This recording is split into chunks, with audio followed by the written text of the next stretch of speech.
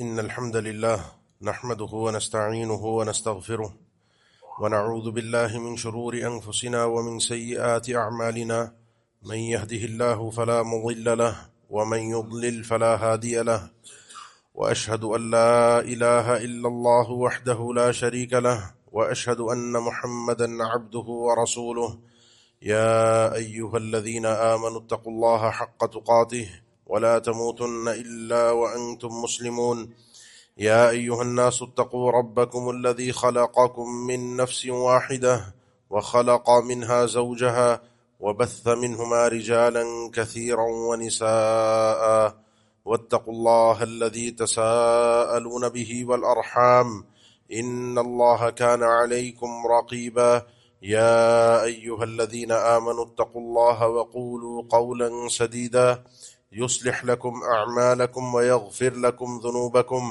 ومن يطع الله ورسوله فقد فاز فوزا عظيما أما بعد فإن أصدق الكلام كلام الله وخير الهدي هدي محمد صلى الله عليه وسلم وشر الأمور محدثاتها وكل محدثة بدعة وكل بدعة ضلالة وكل ضلالة في النار أعوذ بالله من الشيطان الرجيم بسم الله الرحمن الرحيم وما خلقت الجن والإنس إلا ليعبدون۔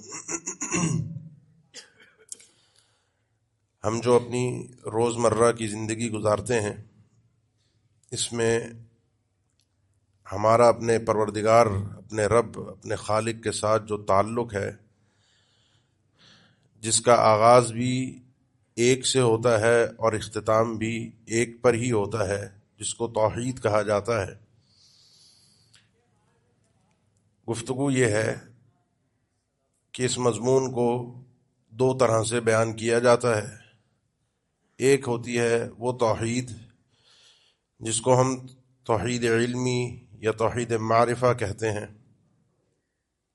علم، معرفت، اللہ تعالیٰ کی پہچان، اپنے رب کی معرفت۔ اور ایک ہے توحید عملی۔ اب ہم نے کیسے اپنے رب کے ساتھ اس کو ایک مان کے اس کے ساتھ پیش آنا ہے۔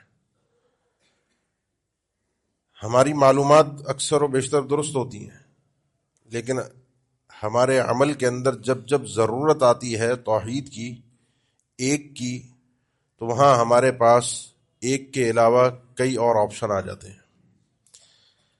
یہ گفتگو آج میں نے اپنے آپ کو اور آپ کو سمجھانی ہے کہ ہم اپنے رب کے ساتھ یہ جو توحید کا ہمارا تعلق ہے اس کو کس طریقے سے ہم روزمرہ کی زندگی میں چیک کر سکتے ہیں کہ میں ہوں موحد، میری توحید پکی ہے، ایمان کامل ہے، اللہ پر بھروسہ پورا ہے۔ اس کو چیک کرنے کا معیار کیا ہے؟ بنیادی طور پر تین باتیں۔ پہلی چیز، ایک کو ماننے والا ایک کے ساتھ ہی تعلق رکھتا ہے۔ یوسف علیہ السلام نے جیل میں اپنے ساتھیوں سے کہا، جن کو خواب کی تعبیر کا مسئلہ تھا، یا صاحب السجن ارباب متفرقون خیر ام اللہ الواحد القہار۔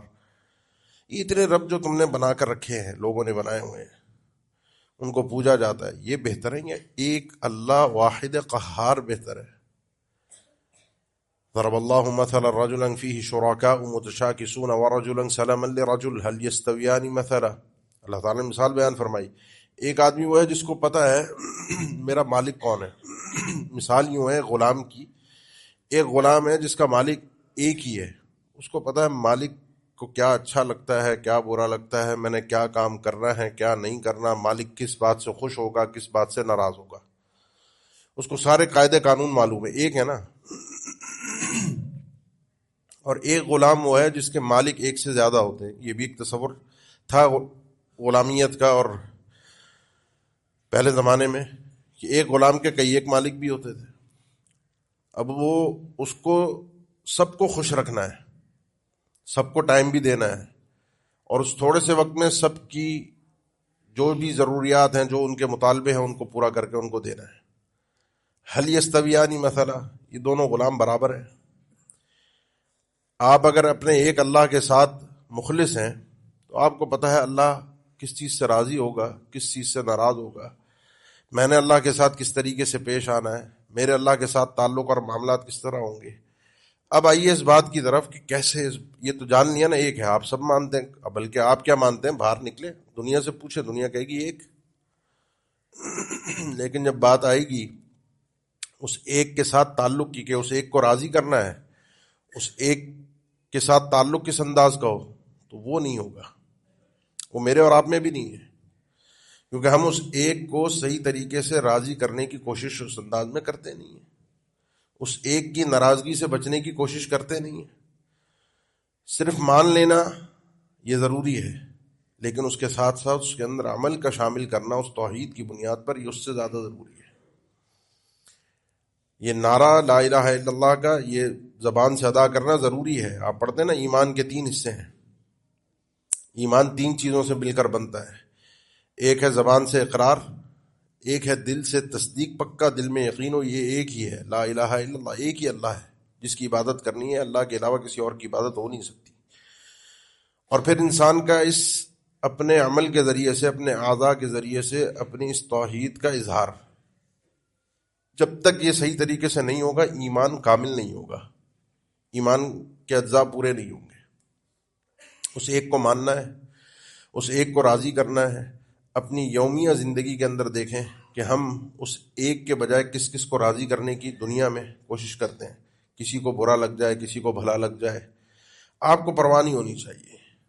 میرا رب اگر میرے اس کام سے، اس عمل سے اس نے حکم دیا ہے، وہ راضی ہے. کوئی خوش ہوتا ہے خوش ہو، کوئی ناراض ہوتا ہے ناراض ہو، کوئی میرا مذاق اڑاتا ہے مذاق اڑائے، کسی کی نظر میں برا بنتا ہوں برا بن جاؤں. پائچے اوپر رکھنا ہے، عورت کا پردہ کرنا ہے، بے شمار چیزیں ہیں جو رب کے احکامات ہیں، جس میں ہم اس لیے کمی کوتاہی کر جاتے ہیں کہ لوگ کیا کہیں گے، لوگوں کی نظروں میں اچھا بننے کے لیے. آپ اور میں کل اللہ کے سامنے اکیلے کھڑے ہوں گے، کوئی یہ لوگ ساتھ نہیں ہوں گے، کوئی ساتھ دینے والا نہیں ہوگا. میں اللہ کو پسند آ جاؤں، اس میں میری کامیابی، اور یہی توحید کا ایک بنیادی تقاضا ہے. یہ پہلی بات بنیادی چیز ہے. اسی لیے اس ایک کو راضی کرنے کے لیے ہم وہی کام کرتے ہیں جو اس ایک نے کہا ہے. اب آپ دیکھیں اثرات دیکھیں اس توحید کے، کہ ہمیں اس اللہ نے اپنا تک پہنچنے کے لیے جو رسولوں کا سلسلہ بھیجا کہ یہ جو عبادت کے طریقے بتا رہے ہیں اس طریقے سے کرو. رمضان میں ہم جاگتے ہیں، رات آخری عشرے میں رمضان کے روزے رکھتے ہیں، عید پہ قربانی کرتے ہیں. باقی آپ دیکھیں جنہوں نے اپنے اپنے حساب سے اپنے اپنے زعامہ بنائے ہوئے ہیں، ان کی راتیں کئی جاگنے کی ہیں. رمضان کی راتوں کی ان کے ہاں وہ اہمیت نہیں ہے جو باقی راتوں کی اہمیت ہے. اس قربانی کی وہ اہمیت نہیں ہے. اہمیت تفریح ایک اپنی جگہ پر، اہمیت نہیں ہے جو قربانی وہ کسی اور موقع پر کسی اور کی خوشنودی اور رضا کے لیے کرتے ہیں. اور یہ نا آج کل رجب کا مہینہ ہے، اللہ تعالیٰ نے یہ بھی ذکر فرمایا. اب یہ ہے ایک اللہ کو راضی کرنے کے حوالے سے ہمارا طرز عمل. وَجَعَلُوا لِلَّهِ مما ذرأ من الحرث والانعام نصیبا فقالوا هذا لله بزعمهم وهذا لشركائنا. ان مشرکین نے، کم بختوں نے یہ کام کیا کہ اپنی زمین زراعت اپنے جانوروں کو تقسیم کر دیا، کہ زمین کی یہ پیداوار، اس ٹکڑے کی پیداوار اللہ کے لیے، اس ٹکڑے کی پیداوار ان بتوں کے نام، غیر اللہ کے نام. ان جانوروں کا دودھ، یہ جانور اللہ کے نام، یہ جانور، ان جانوروں کا دودھ ان غیر اللہ کے نام. اللہ نے فرمایا اس تقسیم میں بھی ان کا عدل نہیں تھا. اب دیکھیں نا، اس کو بھی راضی کر لوں، اس کو بھی راضی کر لوں، یہ بھی خوش ہو وہ بھی خوش ہو، اس میں بھی ان کا عدل نہیں تھا. فما كان لشركائهم فلا يصل الى الله وما كان لله فهو يصل الى شركائهم ساء ما يحكمون. اللہ کا اس میں بھی کم بختوں عدل تو کر لیتے ہیں، اس میں بھی کوئی انصاف تو ہو جاتا تمہارا، کہ اگر کبھی زمین کی پیداوار ان کے جن کے نام پر، ان بتوں کے نام پر، غیر اللہ کے نام پر کی کم ہو جاتی تو اللہ کے حصے میں سے نکال کر اس حصے کو پورا کرتے کہ ان کو برا نہ لگ جائے. لیکن کبھی اللہ کے لیے جو انہوں نے حصہ مختص کیا ہوتا زمین کے پیداوار کا، اس میں کمی ہو جاتی تو وہاں سے نکال کر اس کمی کو کبھی انہوں نے پورا نہیں کیا. بڑا بدترین کا یہ فیصلہ تھا، بڑا بدترین کا طرز عمل تھا. شرک ویسے ہی بدترین تھا، لیکن اس میں بھی، اس شرک میں بھی انصاف نہ کر سکے، اس شرک میں بھی عدل نہ کر سکے. تو انسان ایک پر نگاہ رکھے، اپنی روزمرہ کی زندگی میں ایک پر نگاہ رکھے. کسی کو اچھا لگے، کسی کو برا لگے، کسی کا کام آگے پیچھے ہو، کسی کی باتیں سننی پڑیں، کسی کو، حتیٰ کہ اللہ کے مقابلے میں اللہ نے کسی کو نہیں رکھا. نہ والدین پھر آ گئے، نہ شوہر باقی رہا. جن جن کی اطاعت ہمیں جزوی طور پر دی گئی ہے، بھائی ماں باپ کی اطاعت ہے، شوہر عورت کے لیے شوہر کی اطاعت ہے، حکمران کی اطاعت ہے، یہ ساری اطاعتیں فیل ہو جاتی ہیں، ختم ہو جاتی ہیں، سٹاپ لگ جاتا ہے جب یہ بمقابلہ اللہ کے آئیں، کیونکہ ان کی اطاعت دینے والا بھی رب العالمین ہے. کہ ماں باپ کی ماننی ہے، رب نے کہا ہے. اپنے شوہر کی عورت کو ماننا ہے، یہ رب نے کہا ہے. حکمران کی ہم نے ماننی ہے، ہمیں رب نے کہا ہے. اور جب ان کی باتیں رب کے مقابلے میں آئیں گی تو ان کی بھی پرواہ نہیں کرنی. یہ اچھی طرح ایک پہلا مقدمہ اپنے ذہن میں روز مرہ کی زندگی میں بٹھا کر رکھیں، جس سے میری توحید مضبوط ہو، اللہ سے تعلق مضبوط ہو، اللہ کی جو عظمت ہے، اللہ کا جو احترام ہے، اللہ کی جو تعظیم ہے، اللہ کا جو احترام اور وقار ہے، وہ میرے دل میں مضبوط ہو کہ بس اللہ کو راضی کرنا ہے، اس کے علاوہ کسی کو نہیں کرنا. اس کے بعد دوسرا مرحلہ ہے، جب انسان یہ مان لیتا ہے کہ ایک ہی ہے، تو پھر دو چیزیں اس کے ساتھ ساتھ دوسرے مرحلے پر آتی ہیں، اور وہ دو چیزیں یہ ہیں کہ انسان پھر مانگتا بھی اسی سے اور بھروسہ بھی اسی پر کرتا ہے. جو بہت سو سے مانگتا ہے، ادھر ادھر کے ٹکرے کھاتا ہے، ادھر ادھر سجدے کرتا ہے، کبھی کہیں چادر چڑھاتا ہے، کبھی کہیں پھول، کہیں نذرانے، کہیں کچھ. اور ان کی عقیدتیں دیکھیں، یقین جانے بڑی کبھی کبھی سننے کو ملتا ہے کہ یہ جو آپ کے قریبی علاقہ ہے نا جہاں یہ پھول وغیرہ بکتے ہیں، چادریں وغیرہ بنتی ہیں آگے 3 کا، وہیں کے ساتھی بتا رہے تھے کہ جو نذرانے کی چادریں تیار ہوتی ہیں وہ کس احترام کے ساتھ اور کس عقیدت کے ساتھ تیار کروانے والے تیار کرواتے ہیں، اور کوئی اس میں کمی بیشی نہیں کرواتے. کوئی مطلب کوئی پیسے کم کر دو نہیں، نذرانے کی اس میں تو بات کرنا ہی جرم ہے. جتنے کی ہے اتنے کی لے کے نذرانہ پورا وہ چادر بڑے احترام سے لے جا کر چڑھانی ہے مزار پہ. اب مسئلہ کیا آ گیا؟ مسئلہ یہ آ گیا کہ انسان در در کی ٹھوکریں کھا رہا ہے. اللہ کے لیے ہمارا یہ عدل نہیں ہے، لیکن غیر اللہ کے لیے اتنا احترام ہے کہ اس کو برا نہ لگ جائے. اس کو اب بھروسہ بھی صرف ایک پر کرنا ہے، اعتماد بھی صرف ایک پر کرنا ہے، اور مانگنا بھی صرف ایک سے ہے. اپنے چھوٹے سے بچے تھے عبداللہ ابن عباس رضی اللہ عنہ، ان کو سکھایا اللہ کے نبی نے، اذا سألت فاسأل اللہ واذا استعنت فاستعن باللہ. ایک بات اپنے پلے سے باندھ لے، اپنے دل پر ٹھوک دے اس بات کو، کبھی بھی کوئی ضرورت پڑے، مانگنا ہے، سوال کرنا ہے، ہاتھ پھیلانا ہے، وہ اللہ کے سامنے پھیلانا ہے. اللہ کے علاوہ کوئی دینے والا نہیں. مدد مانگنی ہے، وہ اللہ کے علاوہ کوئی اور کرنے پر قادر نہیں ہے. اور وہ آپ تصور سمجھتے ہیں کیا مانگنا اور کس چیز کی مدد مانگنا، وہ سب آپ کے بارے میں آپ کو پتہ ہے سب چیزوں کا، کہ کب کب میرے ہاتھ اٹھیں گے، کب کب میں ہاتھ پھیلاؤں گا، کب کب مجھے مدد کی ضرورت پڑے گی، کب کب میں نے جانا ہے. پھر انسان ادھر ادھر کی معاملات کے اندر ٹھوکریں نہیں کھاتا. یہ روزمرہ کی زندگی میں چھوٹی چھوٹی چیزوں سے ڈرتا نہیں ہے. چھوٹی سے چھوٹی چیز سے لے کر بڑی سے بڑی چیز سے ہم ڈرتے ہیں. جو جن کے دلوں میں اللہ کا احترام نہیں ہے، جو اللہ کو نہیں جانتا، پہلی بات، پہلا مقدمہ اچھی طرح سمجھیے گا، اللہ کی معرفت. اس کے بعد کی یہ ساری چیزیں ہیں جو میں بیان کر رہا ہوں. پہلے آپ نے اللہ کو پہچاننا. جو آدمی اللہ کو پہچانتا نہیں ہے، اللہ کی معرفت نہیں رکھتا، وہ اللہ کے اوپر اعتماد کر ہی نہیں سکتا. کبھی کوئی جادو کا، چھوٹی سی جو مثال ہے نا، جادو کا کوئی مسئلہ آ جائے، گھر میں کوئی مسئلہ آ جائے، کوئی خون کے چھینٹے کسی کو نظر آ گئے، کوئی بیماری آ گئی، بیماری کے بعد کوئی ایکسیڈنٹ ہو گیا، ایکسیڈنٹ کے بعد کوئی کاروبار میں نقصان ہو گیا. ایک ہمارے ہاں ایک بڑا مرض ہے، یہ بڑا مرض ہے کہ کسی کے ساتھ کوئی 2-3 پیدر پہ نقصان ہو جانا، سارے اس کو جا کے کہیں گے تمہیں نظر لگی ہے، کسی نے جادو کرایا ہے. وہ نہ بھی ہو، اس کو نفسیاتی مریض بنا کر چھوڑ دیتے ہیں. وہ آدمی اپنے اللہ پہ بھروسہ کرنا بھی چاہ رہا ہو، یہ معاشرہ نہیں کرنے دیتا. میرے ارد گرد کے لوگ، کوئی خاتون آئیں گی، کوئی اور رشتہ دار آئے گی، کوئی اور مرد آئے گا، کوئی دوست ملے گا، کوئی کاروباری پارٹنر ملے گا، کوئی اور ملے گا، کوئی کام کاج کرنے والا، کوئی آگے پیچھے، کسی نے کچھ کرا دیا ہے، کوئی تمہیں نظر لگ گئی ہے. کیوں؟ کیونکہ 2-3 مشکلات میں ایک ساتھ گر گئے ہو. یعنی اس کا مطلب یہ ہے کہ اللہ کی طرف سے تو گویا کہ آزمائش آ ہی نہیں سکتی. کوئی بھی تکلیف آئے گی تو اس میں کوئی نہ کوئی ہمیں ایسا ہی لگے گا کہ ادھر ادھر کے کام ہے. اب اس میں جب اتنا سور پھونکا جاتا ہے اس بندے کے سر کے اندر، وہ اللہ پہ بھروسہ کرنے والا بھی ہو، سن سن کے وہ ادھر ادھر بھٹکتا ہے. اور بڑی معذرت کے ساتھ میں کہوں گا، یہ بات بڑی غور سے سنیں، یہ مرض خواتین کے اندر زیادہ ہے.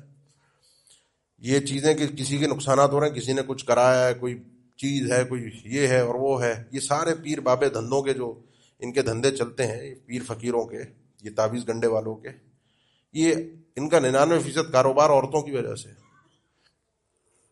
اللہ پر اللہ کی معرفت نہیں ہے، اللہ پر وہ یقین ہی نہیں ہے. جلد چیزوں کو فیصلہ چاہیے ہوتا ہے، جلد فائدے چاہیے ہوتے ہیں، اس میں ادھر ادھر جا کے بھٹکنا، ادھر ادھر جا کے چیزوں کو تلاش کرنا، نتائج آپ کے سامنے.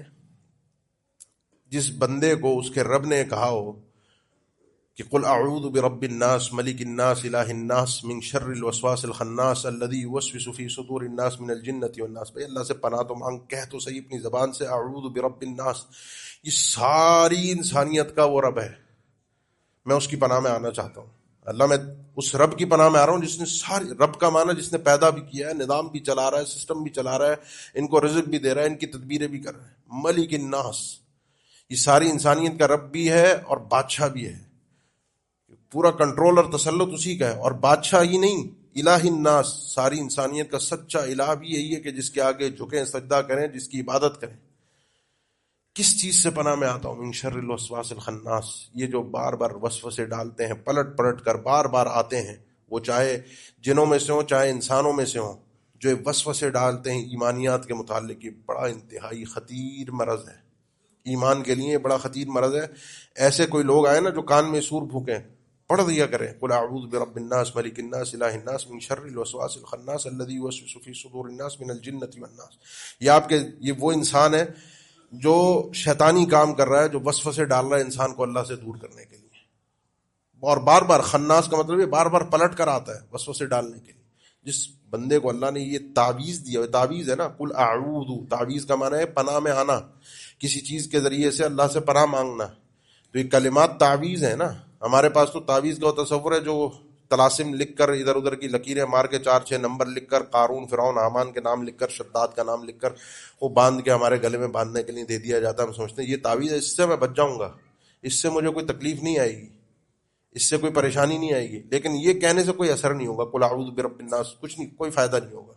یقین جانی ابھی بھی میں اگر آپ کو کہوں، یہ تحکم شاید ہو، لیکن اکثریت لوگوں کی یہ سوچ رہے ہو کہ یہ عام سا ذکر ہے، عام سی بات ہے، عام سی صورت ہے، روز پڑھتے ہیں، کچھ نہیں ہوتا. اللہ پہ وہ بھروسہ ہی نہیں ہے نا. اللہ کی معرفت نہیں تھی تو عمل کہاں سے آئے گا؟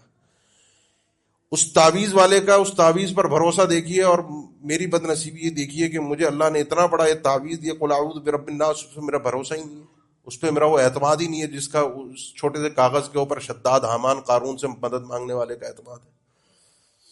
تو اپنے رب کو پہچان کر پھر اپنے رب پر بھروسہ کرنا سیکھیے، اپنے رب سے مانگنا سیکھیے. مانگنا صرف رب سے ہے اور رب ہی دینے والا ہے. وَإِن يَمْسَسْكَ اللَّهُ بِضُرٍّ فَلَا كَاشِفَ لَهُ إِلَّا هُوَ. اگر اللہ آپ کو کوئی نقصان پہنچانا چاہے تو اس کو کوئی ہٹا نہیں سکتا، کوئی اس نقصان سے آپ کو بچا نہیں سکتا. وَإِن يُرِدْكَ بِخَيْرٍ فَلَا رَادَّ لِفَضْلِهِ. اگر اللہ اپنے فضل کا ارادہ فرما دے آپ کے ساتھ تو اس کے فضل کو کوئی ٹال نہیں سکتا. وہ ہے جو فرعون بچوں کو قتل کر رہا تھا، اسی کے گھر میں موسیٰ کو پلوا کے اس نے دکھایا علیہ السلام. اس کی طاقت کا میں اور آپ اندازہ نہیں کر سکتے، سوچ بھی نہیں سکتے. وہ ہے کہ جو اللہ کے نبی صلی اللہ علیہ وسلم کو جو قتل کرنے کے لیے آپ کے دروازے پر کھڑے تھے، اسی جھنڈ کے بیچ میں سے نکال کر لے کر گیا تھا. وَإِن يُرِدْكَ بِخَيْرٍ فَلَا رَادَّ لِفَضْلِهِ. اگر وہ چاہے کسی خیر کا ارادہ کرنا آپ کے ساتھ، کسی کی اوقات نہیں ہے، کسی کی مجال نہیں ہے کہ اس کے فضل کو ٹال سکے. لیکن اگر وہ نقصان پہنچانا چاہے، ساری کائنات مل بھی جائے، اس نقصان سے آپ کو اور مجھے بچا نہیں سکتی. وہ اس کی اپنی تدبیریں ہیں، اس کے اپنے معاملات ہیں. پلٹنا صرف اس کی طرف ہے، مانگنا صرف اس سے ہے، بھروسہ صرف اس پہ کرنا ہے. نہ کسی چھوٹی چیز سے ڈرنا ہے، نہ کسی بڑی چیز سے ڈرنا ہے، نہ ان تعویذ سے ڈرنا ہے، نہ کسی جادو سے ڈرنا ہے، نہ کسی خون کی چھینٹوں سے ڈرنا ہے، نہ کسی بد نظری سے ڈرنا ہے. ڈرنا نہیں ہے. یہ چیزیں ہیں، اللہ نے رکھی ہیں، نظام میں ہیں. جادو بھی ہے، اس کا انکار نہیں ہے. بد نظری بھی ہے، انکار نہیں ہے.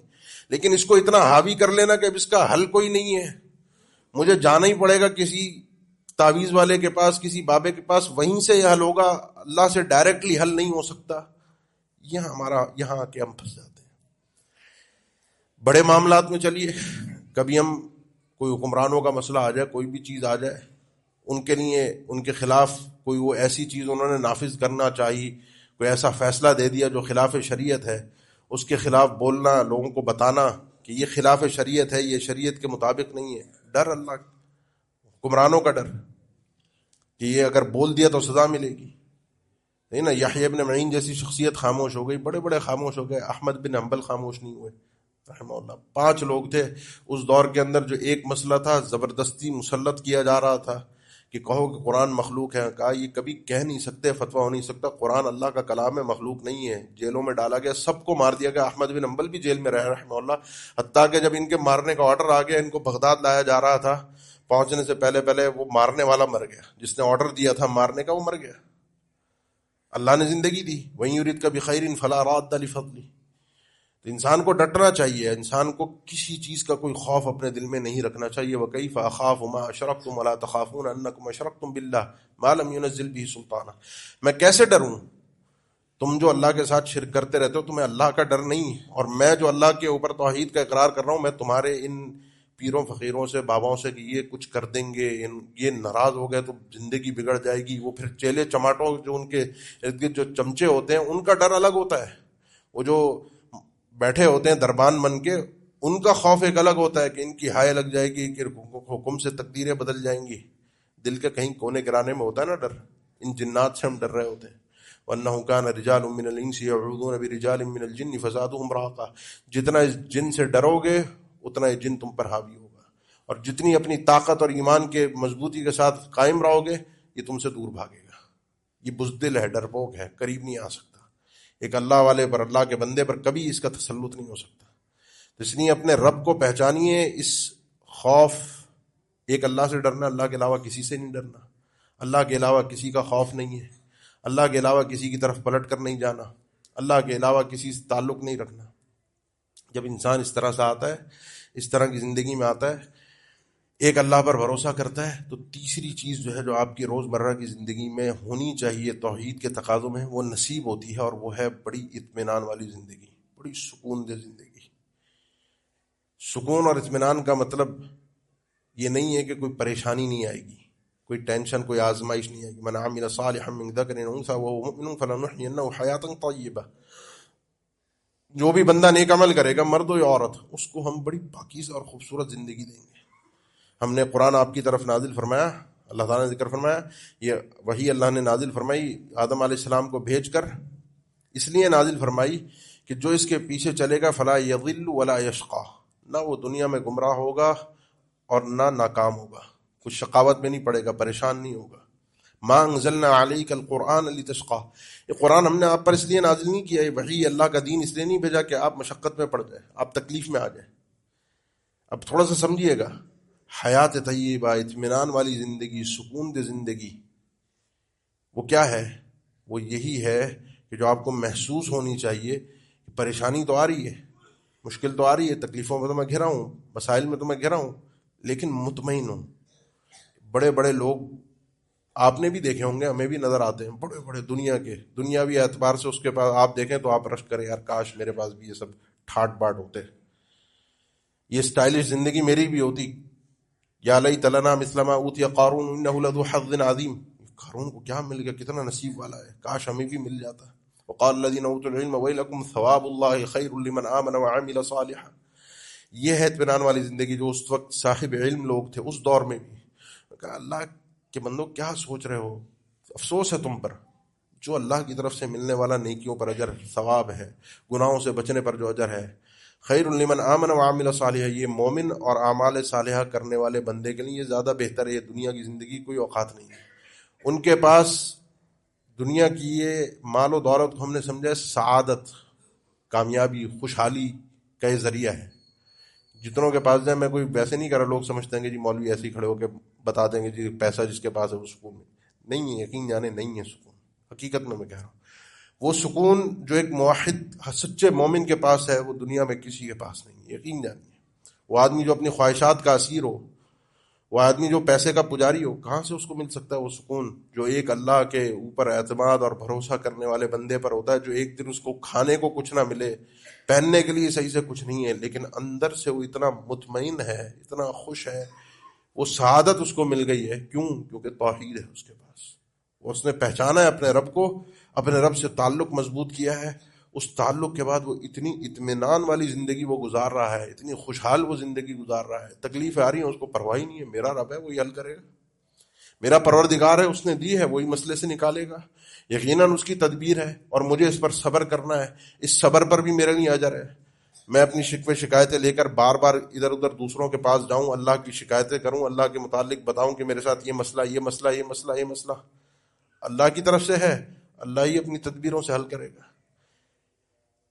یہ میں کہہ تو رہا ہوں، لیکن مسئلہ یہ ہوتا ہے کہ جب کبھی پریشانی آتی ہے نا، یقین جانے ہمارے بھی پیر ہل جاتے ہیں. آسان بات نہیں ہے یہ.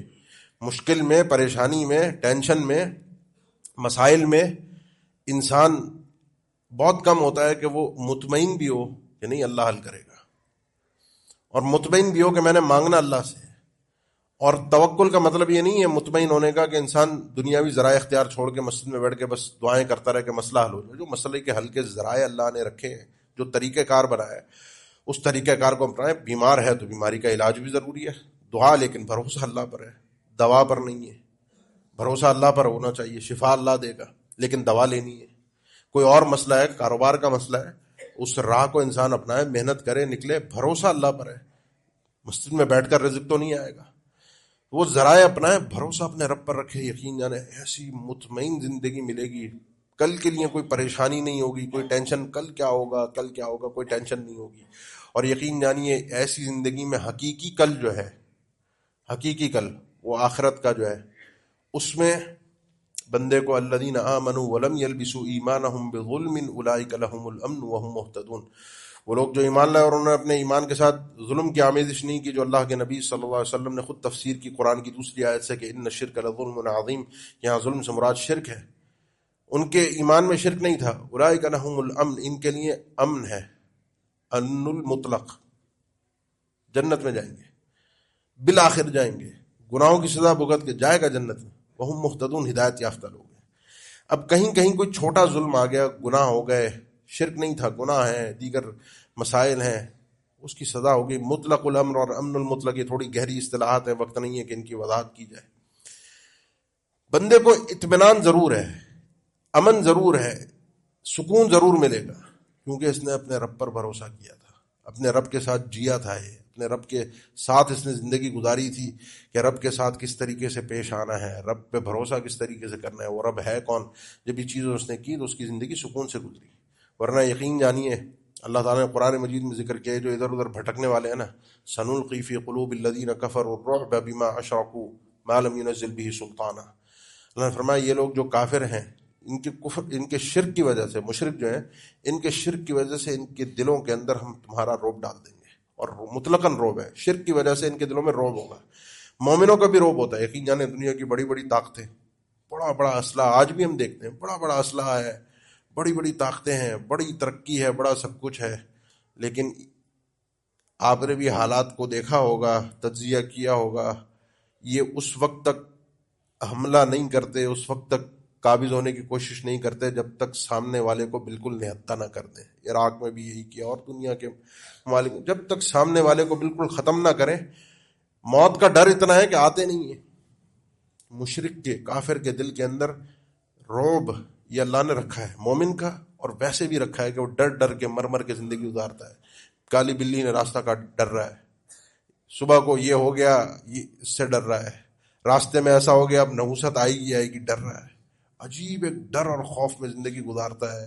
کسی کو پتہ چل گیا نظر لگ جائے گی، کسی کے سامنے آ گیا یہ ہو جائے گا، کسی کے سامنے یہ ہو گیا تو یہ ہو جائے گا۔ عجیب ایک ڈر اور خوف والی زندگی اس کے اندر چھائی ہوئی ہوتی ہے۔ سکون چاہتے ہیں، اندرونی اطمینان چاہتے ہیں، اللہ کی معرفت کے بعد اللہ سے تعلق استوار کیجیے۔ درمیان میں نے بات کی دعا اور توکل، یہ اگر آپ کا ہوگا اللہ پر صحیح طریقے سے، جو ہم نے جینا ہے روز مرہ کے معاملات میں، کوئی مسئلہ ہے مانگنا اللہ سے ہے، حل صرف اللہ کرے گا، اور پھر ڈرنا کسی سے نہیں ہے، تو آپ کے دل کو اللہ تعالیٰ سکون اور اطمینان عطا فرمائے گا۔ اور اس سکون اور اطمینان کے بعد اصل جو سکون اور اطمینان آخرت کا ہے، وہ جتنا ایمان مضبوط ہوگا اتنی ہی مضبوطی کے ساتھ انسان اتنی ہی جلدی آخرت میں جنت میں جائے گا۔ حتیٰ کہ آپ سنتے رہتے ہیں، بے شمار بار آپ نے سنا ہوگا 70,000 لوگ جن کا نہ حساب ہے نہ عذاب ہے، کوئی سوال و جواب ان سے نہیں ہے، ان کو سیدھا ڈائریکٹ قیامت کے دن جنت میں بھیجا جائے گا۔ ان کی ایک ہی صفت صرف ہے جو قابل غور ہے، اور وہ صفت یہ ہے کہ وَعَلَىٰ رَبِّهِمْ يَتَوَكَّلُونَ۔ ان کے زندگی کے اندر معاملات ایسے تھے کہ اللہ کے علاوہ کسی اور کی طرف دیکھا ہی نہیں، انہوں نے کسی اور کو کچھ سمجھا ہی نہیں، کسی اور کو کوئی حیثیت ہی نہیں دی۔ جو بھروسہ تھا، جو اعتماد تھا اللہ پر تھا، کبھی ادھر ادھر کسی سے سمجھا نہیں کہ یہ مسئلہ میرا حل کر دے گا، یہاں سے میرا مسئلہ حل ہو جائے گا۔ کوشش ضرور کی، بھروسہ اللہ پر تھا۔ جتنا مضبوط توحید میں اللہ کے ساتھ تعلق ہوگا، اتنے ہی اچھے طریقے سے امن ملے گا، سکون ملے گا، اطمینان ملے گا، کوئی گھبراہٹ، کوئی انسان کے اندر کی تکلیف، بے چینی اس کو نہ دنیا میں ملے گی، نہ قبر میں ملے گی، اور نہ آخرت میں ملے گی۔ اقول قولی ھذا واستغفر اللہ لی ولکم وآخر دعوانا الحمد للہ رب العالمین۔ ان الحمد لله نحمده ونستعينه ونستغفره ونعوذ بالله من شرور انفسنا ومن سيئات اعمالنا، من يهده الله فلا مضل له ومن يضلل فلا هادي له، واشهد ان لا اله الا الله وحده لا شريك له، واشهد ان محمدا عبده ورسوله۔ اللهم صل على محمد وعلى ال محمد كما صليت على ابراهيم وعلى ال ابراهيم انك حميد مجيد، اللهم بارك على محمد وعلى ال محمد كما باركت على ابراہیم وعلى آل ابراہیم انک حمید مجید۔ جتنی میں نے گفتگو کی، اگر آپ نے اس کو سیکھنا ہے، یہ تو باتیں تھیں اور باتیں بھی ضروری ہیں، لیکن اصل چیز جو بندے کو حاصل ہوتی ہے وہ تربیت سے ہوتی ہے، ساتھ رہ کر، جی کر، سیکھے۔ اللہ کے نبی صلی اللہ علیہ وسلم ہی وہ واحد شخصیت آپ کو آج کے دور میں ملیں گی جو آپ کو یہ نمونہ بنا کر پیش کر سکیں کہ یہ ہے توحید کے اوپر عمل کرنے کا طریقہ۔ اللہ کے نبی صلی اللہ علیہ وسلم کی زندگی پر یعنی بے شمار کہا جائے نا، بے شمار، حقیقت میں تو بے شمار دو چیزیں ہیں، ایک قرآن مجید کی تفسیر اور دوسرا اللہ کے نبی صلی اللہ علیہ وسلم کی زندگی۔ بے شمار کتابیں ہیں، بے شمار، آپ گن نہیں سکتے، یقین جانے نہیں گن سکتے۔ گننے والے گننے کی کوشش بھی کریں، نہیں گن پائیں گے۔ دنیا کی اتنی زبانیں، اتنا کچھ لکھا گیا کہ پتہ ہی نہیں ہے۔ بہت کچھ لکھا گیا آپ کی زندگی پر، بہت پہلوؤں سے لکھا گیا کہ اللہ کے نبی صلی اللہ علیہ وسلم سیاسی لیڈر، اللہ کے نبی صلی اللہ علیہ وسلم والد کے طور پہ، اللہ کے نبی صلی اللہ علیہ وسلم کی قیادت کے حوالے سے، اللہ کے نبی صلی اللہ علیہ وسلم بحیثیت جرنیل، سارے پہلو نکل آئے۔ لیکن یقین جانیے اللہ کے نبی صلی اللہ علیہ وسلم کا جو اللہ سے تعلق ہے، اس حیثیت سے کہ آپ اللہ کے بندے ہیں، آپ نے اللہ کے ساتھ تعلق کیسے رکھا ہے، اس پر فوکس ہمارا بہت کم ہوتا ہے۔ ہم دنیا کے حوالے سے جینے کی کوشش کرتے ہیں کہ اللہ کے نبی رول ماڈل تو ہیں، وہ ایک نبی کے طور پر بھی تھے، وہ ایک حاکم کے طور پر بھی تھے، قاضی کے طور پر بھی تھے، والد کے طور پر بھی تھے، شوہر کے طور پر بھی تھے، انہوں نے عورتوں کے حقوق بھی بیان کیے، وہ پڑوسی کے کیا، یہ ساری چیزیں ہم بحیثیت معلم، بحیثیت یہ سب دنیا ہم نے فوکس کی۔ کبھی یہ فوکس بہت کم دیکھنے کو ملتا ہے کہ سیرت کے پہلو کے اندر یہاں سے وہاں کا جو تعلق ہے، نیچے سے اوپر کا، اس کو عملی طور پر جب غور سے پڑھیں گے تو آپ کو پتہ چلے گا کہ اللہ تعالیٰ کا ادب کیا ہے، اللہ کی تعظیم کیا ہے، اللہ کا احترام اور وقار کیا ہے، اللہ کے ساتھ پیش کیسے آیا جاتا ہے، اور امن پھر کیسے حاصل ہوتا ہے، انسان کو سکون دلی طور پر کیسے ملتا ہے، وہ کیسی زندگی ہوتی ہے، کیا خوبصورت زندگی ہوتی ہے، وہ دیکھیے ذرا سا اللہ کے نبی کی زندگی میں، آپ کو سمجھ میں آ جائے گا کہ ہم پیدا کس لیے ہوئے تھے اور رسولوں کو بھیجا کیوں گیا تھا، اللہ کے نبی صلی اللہ علیہ وسلم کیوں آخری رسول بنے، ہمیں آپ اللہ کے نبی صلی اللہ علیہ وسلم کو جو نمونہ قرار دیا گیا لقد کان لکم فی رسول اللہ اسوۃ الحسنہ، وہ پہلو کیا تھا، اس کے بعد انسان کو بات سمجھ میں آئے گی۔ اللہ تعالی ہمیں توحید کو سمجھنے کی بھی توفیق دے اور توحید پر عمل کرنے کی بھی توفیق عطا فرما دے۔ یہ دو اعلانات ہیں، ایک تو انشاءاللہ آپ کی اس مسجد میں 10 جنوری کل کا ہی دن ہے، ہفتے کے دن خواتین کے لیے عقیدہ توحید کی کلاس ہے، 3 بجے سے 4:15 بجے تک، 4:30 بجے تک، 3 بجے سے 4:30 بجے تک یہ عقیدہ توحید کی خواتین کی کلاس ہے، اور خواتین کے لیے مسجد کا مین گیٹ کی استعمال کریں۔ خطبے بھی میں نے ذکر کیا کہ بڑی تھوڑی سی کمزوری پائی جاتی ہے، اس میں کوئی تنقیص نہیں ہے کہ مرد سارے کامل موحد پکے جنت، ایسا نہیں ہے، کمزوری سب میں ہے، ہم میں بھی ہے، لیکن چھوٹے چھوٹے مسائل کے اندر الجھ کر یہ جو توحید کے حوالے سے جو نقص پیدا ہو جاتا ہے، بڑے خطرے والا معاملہ ہے، اس پہ ضرور توجہ دیں۔ اور مجھے پتہ نہیں تھا، بہرحال یہ اللہ کی طرف سے کوئی تدبیر تھی کہ اللہ نے یہ موضوع بھی یہی رکھا، اور آپ کے لیے یہ اللہ کی طرف سے بندوبست بھی ہے کہ سیکھیں اس چیز کو۔ اسی طرح یہ ایک محترم مثل خان صاحب ہیں، ان کی بیٹی کے لیے دعائے مغفرت کی اپیل ہے، اللہ تعالیٰ ان کی بیٹی کی مغفرت فرما دے، درجات بلند فرما دے، اور بھی جو لوگ دنیا سے رخصت ہوئے ہیں اللہ تعالیٰ ان کی بھی مغفرت فرما دے، اللہ ہم پر بھی اپنا خاص کرم اور فضل فرما دے۔ عباد اللہ ان اللہ یأمر بالعدل والإحسان وإيتاء ذي القربى وينهى عن الفحشاء والمنكر والبغي يعظكم لعلكم تذكرون فاذكروا الله الجليل يذكركم واشكروه على آلائه ونعمه يزدكم ولذكر الله أكبر والله يعلم ما تصنعون۔